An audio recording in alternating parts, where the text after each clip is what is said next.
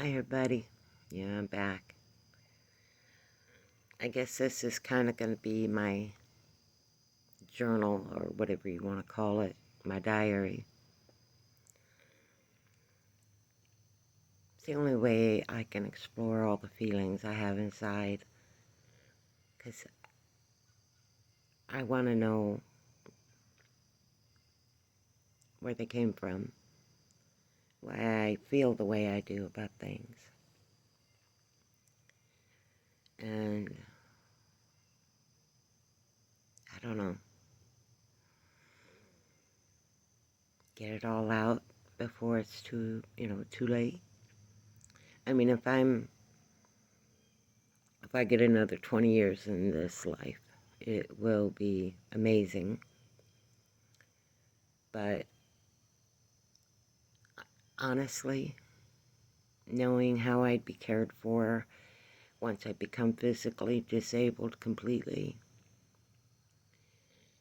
I think I'd take my own life before I'd depend on anybody to take care of me at that point.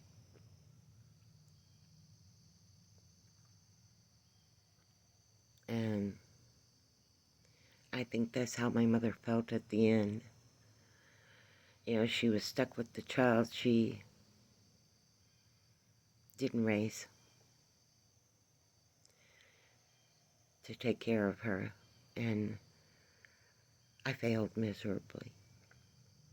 That eats at me a lot, because I really did love my mother very, very much.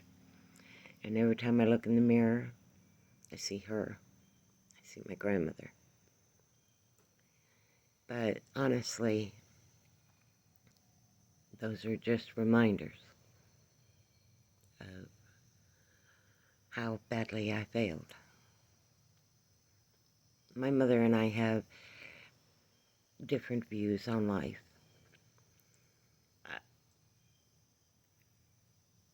Once I hit about, 10, maybe,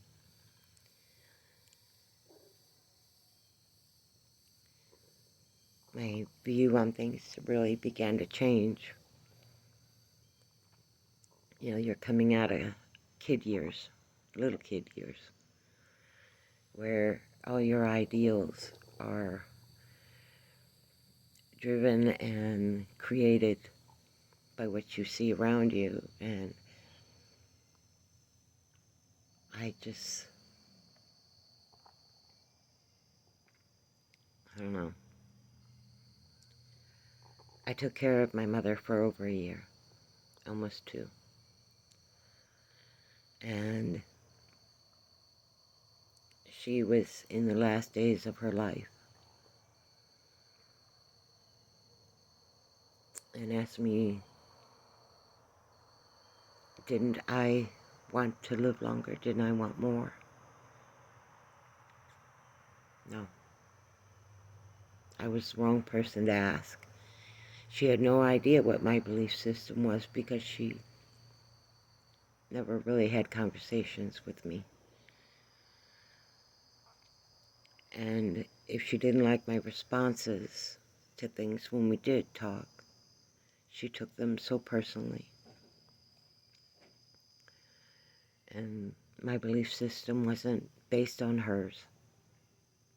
I got a little bit out of what she told me about herself. And I found myself a lot like her as I grew up. I did most of the talking, not enough listening.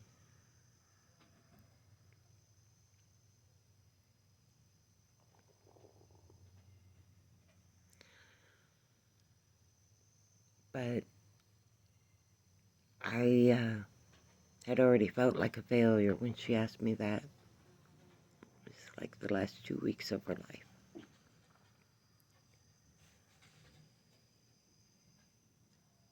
But I'm not a big liar. Maybe I should have been, at least just to give her some comfort. More comfort than I'd been able to give her in the over a year that I was caring for her.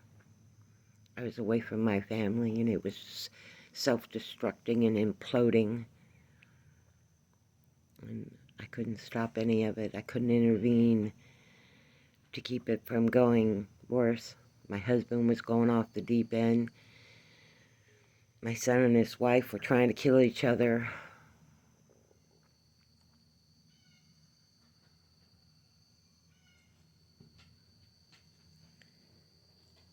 And I couldn't help them because I had a responsibility I wasn't going to give up. Because for the first time in my life, I had my mother. She confused a lot of my life with Patty's, my sister Patty. And it's because she wanted, I guess, to think of me as being more a part of her life than I was. She would talk about things and say it was me, and I'd tell her, no, Mom, that was Patty. Even when my sister Patty was alive, Patty would tell her, no, Mom, that was you and me. It was not you and Angel. And it was not the three of us, because Angel wasn't around. And I'd been hearing that one from my mother since I was, I don't know, 12, 11. When I started having to get in fights all the time, you know, trying to stay out of the gangs, and I just didn't want anybody to control me. And I was an angry kid. And rightfully so, to be honest. You know, every kid I've ever known has been an angry kid at some point in time in their lives. Wanted to blame everything on what their parents did do or didn't do. And I was just like that. Until I hit about 16, 17. My mother told me that when I was 17, and she had thought, you know, she would use tough love on me because I was not really controllable. And I wasn't controllable. And I really look back at that time, and she had told me, Angel, you're going to have to move out. And I said, okay. And I packed a garbage bag full of clothes and left. Because I never felt like I had any reason to be there in the first place. She was so dedicated to my sister Patty that I was irrelevant through most of my growing up years. At least that's how I felt. I knew she loved me. So don't get me wrong. I knew my mother loved me, and I loved her. God, more than she'll probably ever know. But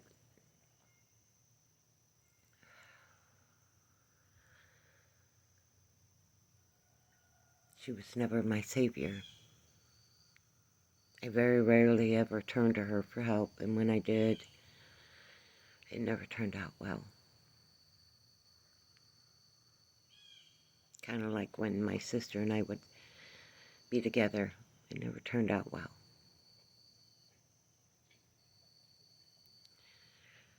And, I don't know, you just, after a while,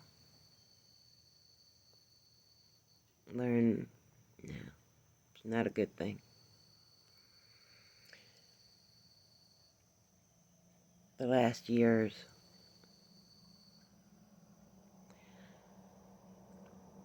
well, after my sister died, my mother began to help me. But by then I was already in my 50s. My children were all grown,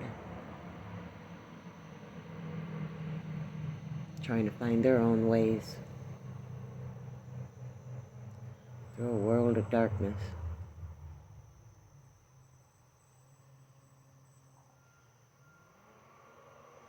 Hey, the garbage man. Look, I know these aren't super interesting and dramatic and all that, so I really don't expect anything to come of these videos. I just want all this stuff out of me. Out of my head, out of my heart. And whoever chooses to see it, sorry, it's not more entertaining.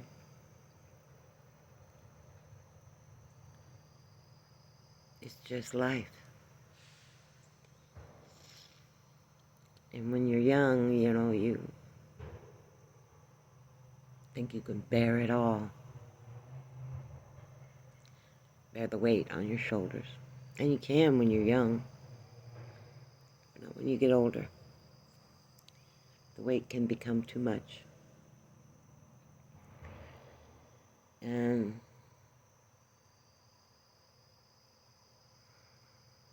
I have many regrets in my life.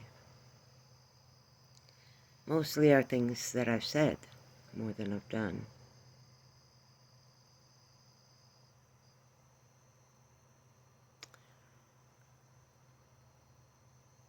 And we all have this little demon of darkness that lives inside of us. And when we're hurting, it can surface. And when it does surface, it comes with no control. You can't control it. It just absorbs you, takes over, and destroys what little is left. And I don't know. Maybe that's God's way of saying, here's the end of this road. You gotta go to the next one. I don't know. I don't know. But I do know my demon is not even as powerful as it used to be. It doesn't protect me as well as it used to. And it gets angry with me for not using it enough or too much, or I don't know. That's just goofy talk. But later, I gotta go.